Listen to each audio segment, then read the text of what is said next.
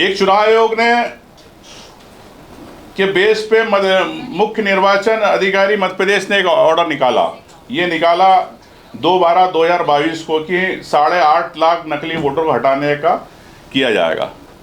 लेकिन सिर्फ आरटीए में हमने जानकारी मांगी तो चुनाव आयोग ने कहा कि हम डिजिटल डेटा नहीं रखते, हम जानकारी नहीं रखते, जिसमें कि स्पष्ट है कि चुनाव आयोग का नियम 32 में स्पष्ट है कि आपको 3 साल डेटा रखना है। ये चुनाव आयोग की दूसरी गलती और ये प्रमाण है, कागज पे लिख के दिए उन लोगों ने कि हम डेटा नहीं रखते। नेक्स्ट, तो ये नियम जो 32 तोड़ा, ये मैंने आपको इस पर इसके अंदर पूरी जानकारी दे दी किस प्रकार से नियम को तोड़ा गया। नेक्स्ट, अब ऐसी कई सीटें मध्य प्रदेश के अंदर, उदाहरण के लिए मैंने 25-26 सीटें निकाली आपकी जानकारी के लिए कि सेवड़ा सीट 2,64,000 वोट थे 2 तारीख को, मतदाता 2,71,000, मतलब 7,000 2 महीने में बढ़े, बगैर राजनीतिक पार्टी, बगैर वोटर के जानकारी के, बगैर राजनीतिक पार्टियों को जानकारी के, ना विधानसभा के जो उम्मीदवार ना उनको दी गई, लेकिन 2 महीने के अंदर वहां पर नतीजों का अंतर रहा 2,500 वोट का। इस प्रकार से ग्वालियर दक्षिण, करेरा, मुंगावली, सुर्खी, छतरपुर, गुनौर, चित्रकूट, यूनतर, मऊगंज, गोड़, थ्योनी, ये पूरी सीटें हैं जिसके अंदर आप देख सकते हैं नतीजे रहे 5,000, 6,000। यहाँ 6,000 से अगर नतीजों का अंतर रहा तो 16,000 वोट बढ़े। तो ये अगर यहाँ पे 5,000 का अंतर रहा था 11,000 वोट बढ़े। ये मैं आपको दूंगा पूरी कॉपी आपको।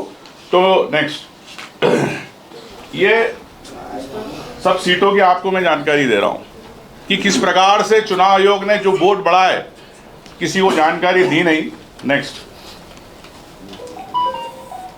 अब आप जानते हो कि अभी कल परसों प्रेस कॉन्फ्रेंस हुई और प्रेस कॉन्फ्रेंस के अंदर स्पष्ट रूप से ज्ञानेश कुमार जी ऐसा लग रहे थे कि भारतीय जनता पार्टी के एजेंट है कमिश्नर।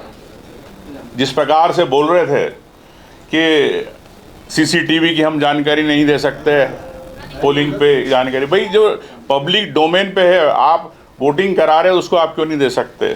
तो ये कई चीज़ें हैं। तो मैं समझता हूँ कि चुनाव आयोग संवैधानिक जो उसकी ड्यूटी है उससे भाग रहा है। नेक्स्ट,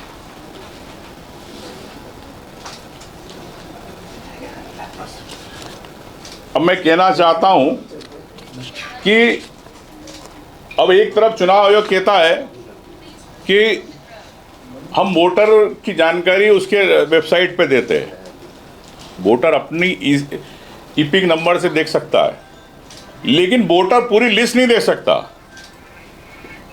अगर राजनीतिक पार्टी देखना चाहे या कोई आम व्यक्ति पूरी वोटर लिस्ट अपने बूथ की देखना चाहे तो वो चुनाव आयोग नहीं देता। चुनाव आयोग ने सुप्रीम कोर्ट में कहा कि डेटा ज़्यादा होता है, फोटो ज़्यादा रहते, इसलिए हम नहीं दे पाते।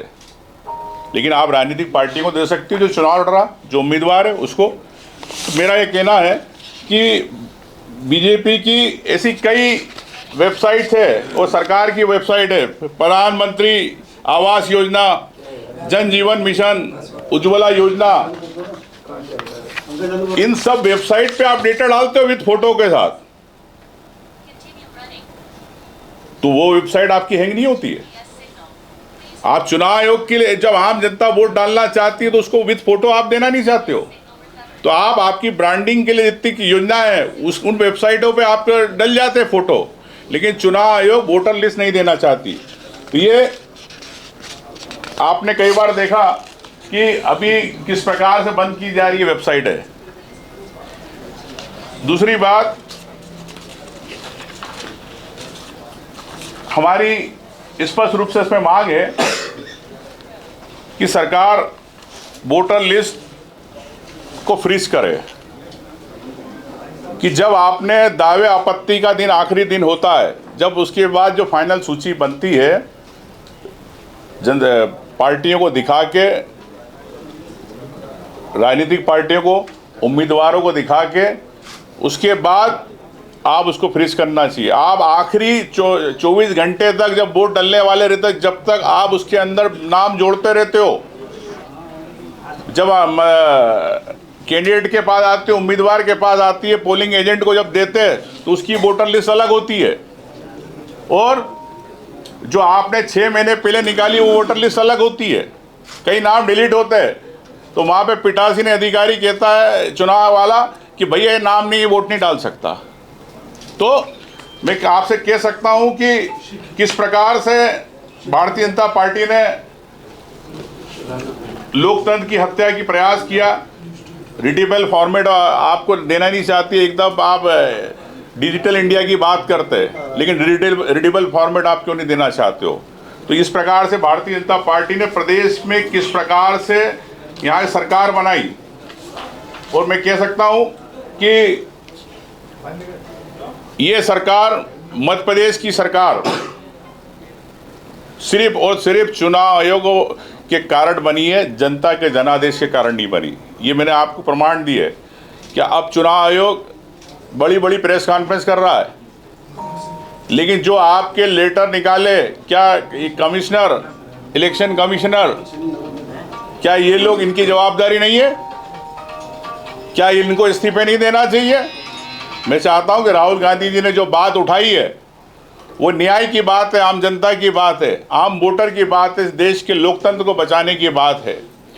तो राहुल गांधी जी अपनी बात पे अडिग है, लेकिन चुनाव आयोग जिस प्रकार से हेराफेरी करता है और हलफनामे की बात करता है, माफ़ी मांगने की बात कराते हैं राहुल गांधी को, मैं कहता हूँ चुनाव आयोग को माफ़ी नहीं मांगे। अब चुनाव आयोग तो तीनों कमिश्नर इस्तीफा दे। आपने ये लेटर निकाले, इसके अलावा मैं आपको एक और लेटर बताना चाहता हूँ कि एक लेटर और निकाला इन्होंने, सेम लेटर ये निकला है, ये भी 9 जून का। इसमें लिखा है एक्सेप्ट छत्तीसगढ़, मध्य प्रदेश, मिजोरम, राजस्थान, तेलंगाना, इनको छोड़ के सेम यही भाषा, यही चीज कि किसी को नहीं दी जाए, ना वेबसाइट पे डाली जाए, ये भी चुनाव आयोग ने निकाली है। तो चुनाव आयोग के ये कागज, ये प्रमाण क्या गलत है?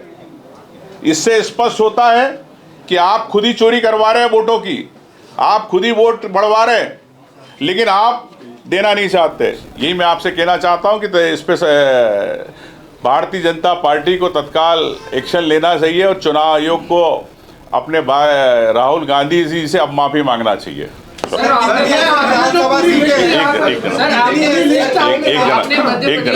एक जना बोल रहा हूँ।